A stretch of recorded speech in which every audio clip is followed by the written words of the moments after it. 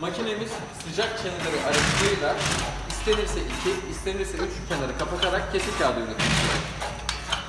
Dijital dokunmatik ekranı ile kumanda edilmektedir. Değişik uzunluklar tek tuşla ayarlanabilir. Servo çekme sistemi kullanılmıştır. 220 volt ile çalışır. İstenen sayıda otomatik olarak durdurmada yapabilmektedir.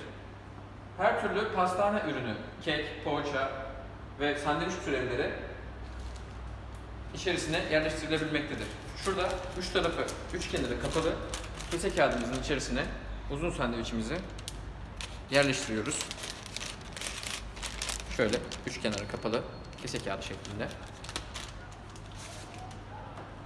İki kenarı kapalı kese kağıdımıza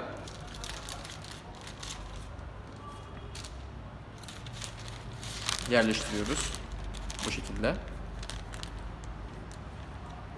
Ve aynı makinenin yaptığı daha kısa bir kese kağıdıyla şöyle yuvarlak ekmeğimizi iki taraf kapalı bir şekilde, iki kenarı kapalı bir şekilde yerleştirebiliriz.